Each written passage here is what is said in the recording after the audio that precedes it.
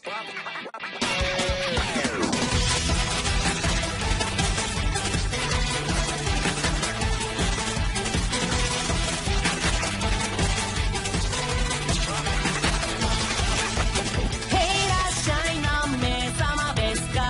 がにスタイル侍間違いない目の前に溢れ出す光のレートで見たお皿の上で踊って回ってピカピカ光輝いてどうやって正真正銘 This is 江戸前フィッシュ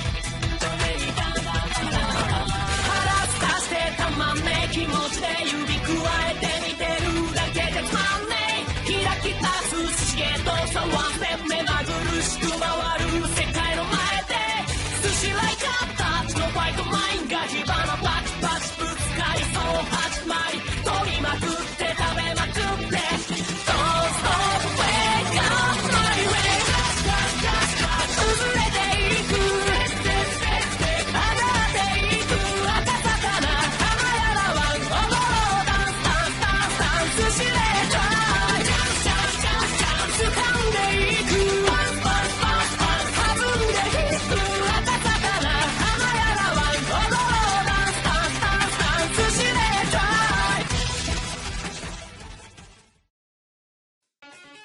Megaman X8. Oh boy do I have memories with this game. It was one of the first video games I ever played and the first game I ever got invested with. It was so great back in the day. But when I look back, I was so oblivious and not curious at all when I was young.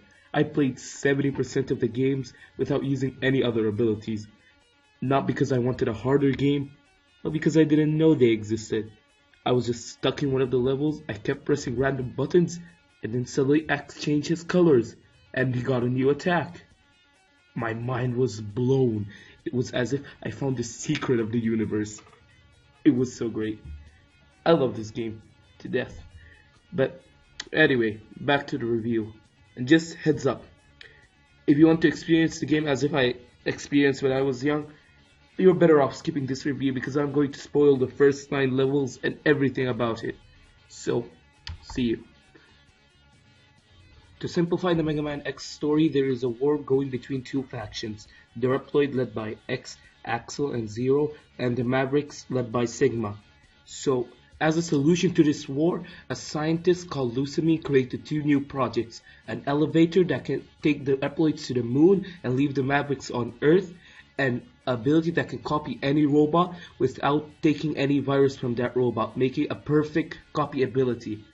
Eventually, the Mavericks heard of this idea and they stole Lucamine and both his project trying to destroy the moon and or take the moon for themselves. So now, you, Axel and Zero have to stop the Mavericks and save the elevator and save Lucamine all at once. If you really knew me, you'd be shaking in your boots right about now, Maverick.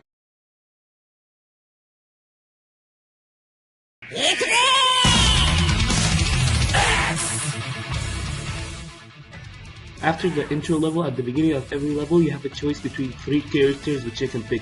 Only 2 of them can go with you to the level. All of them have different ability. Zero can double jump, but he can't dash after he double jumps, and all his attacks are close range. Axel can hover, but he can't dash after he hovers, and all his attacks are gun based, and he can copy specific enemies. X is the vanilla, but you need him to open capsules that upgrade the whole team. And he has the best specials between the 3, especially the charged versions. And also before the stages, you can pick between 3 navigators. From what I saw, they are pretty arbitrary, except maybe Leia, as she can tell you which enemy Axel can copy. Other than Leia, you're better off turning the navigator off. First, let's talk about this game's worst feature, R&D chips. They can be bought from the store, which can only be accessed at the stage select by using medals which are found throughout the stage. Now, what's so bad about it? Your retries are also chipped, which means you have to buy your retries or you go back to the title. There is a save feature, so you can exploit it by restarting every time you lose the 3 retries, so that you don't have to buy any more than 3.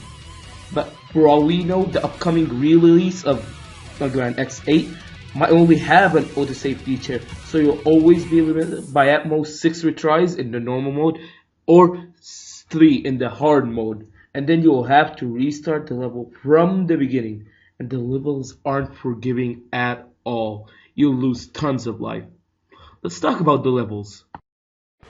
The developers had some sort of fetish for gimmicks, either that or they just hated performing, because every single level, except the intro level, has a gimmick with just some minimal platforming, and that platforming is mitigated for the boss sometimes, which if you have the boss's weakness, he dies in like 3 or 2 seconds. I mean, just look at this fight, and honestly, the platforming, although minimal, is so good. Why did they have to shove a gimmick and make either 80% or 100% of the level a gimmick? Well, anyway, let's discuss each stage individually. Noah's Park. This stage might be easy for Zero, but it's rough for the two others, Axel and especially X, because they most surely will be hit by the rocket launcher every single time. And why is there an overload of enemies everywhere in this stage? It gets so annoying, and this is the only stage that does that. So I do that in the tutorial. And also, can the navigator just shut up? Other than that, it's just a basic tutorial level that does what it does. Primrose. This stage's main shtick is gravity control. It's split into a bunch of puzzle-based mini-rooms. In them you either have to find 2 buttons, a red one that flips the room by 180 degrees, and a green one that flips it by a 90 degree. Most of the puzzles are not thought-provoking at all, and just when it starts to get better, the level ends. And also, there is a spike room where it's extremely hard. It's just a huge difficulty spike. And then the game goes back to mediocre puzzles. Such a weird thing. The boss, you fight Gravity Antonio. His fight ends pretty quickly, as Zero with his double jump makes Swiss cheese out of him. The weapon, you get Black Hole for X, which kills enemies when it wants to. Magnum Spiral for Axel, which is actually awesome. It's basically a rocket launcher. And Zero, you get some sort of slow shield break at Throwaway base. You go through a bunch of simple minigames in an abandoned simulation base. Depending on how well you do on a minigame, the one preceding it gets either harder if you did well and easier if you did bad. So basically a fun version of MAP test. There really isn't much more for this stage. There are some slight platforming between minigames, but it all just looks like an afterthought added for virtual length. The boss is Optic Sunflower. She's just a pushover. Nothing of her is hard. She doesn't even move. Maybe the ball that she throws around is annoying, but more than that, there's nothing. The whole stage just looks like a beginning level. The weapons, Shining Ray, which is just a firework, which is really good for killing a bunch of enemies. Light Ray, which is good for stationary enemies. And Zero gets the Tinshoa. It just gives you a protective barrier and a never-ending attack that goes upward, which is really cool. Most of the levels are just gimmicks with close to non-platforming, so I'm just going to quickly mention the gimmick and then go to the boss and the weapons, and maybe even mention just the best weapons. Let's Dynasty. You dash through the city riding a chaser. You dash with weapon energy, and you can collect more around the city. You have to shoot down the boss, which is Megavolt Manowar, and then you fight him. That's the whole stage. The fight against Manowar is extremely stupid and annoying. Even the weapons he gives is annoying. The developers would have been better off erasing him and replacing him with Noah Park and adding some stupid tutorial stage instead of that. Either way. Next stage, White Central. The whole level is basically a 2D shooter but with 3D models. The boss is even more pathetic. You can just wait on the wall and shoot every 2 seconds. Although, the weapons he gives are pretty good. Zero gets an upward spin, which freezes anyone it contacts. Axel gets a freeze Gatling gun. And X gets a freeze shot. All of them extremely well because they freeze the opponent. What's better than that? Metals. You're chased by a robot. Eventually you have to fight that robot with the easiest mini boss ever. Like seriously, this is just a joke. And then you fight the boss. That is the whole level. This game's gimmicks get pretty annoying after some time. The boss is Earthrock Trilobite. Okay, this fight is fun. With or without the weakness, this is just one of my favorite fights in all Mega Man. The weapons he gives are Rock Crystal, The charged version is really good for healing up pre-boss. Axel gets a ripple gun, which can cause lag if you use it a lot.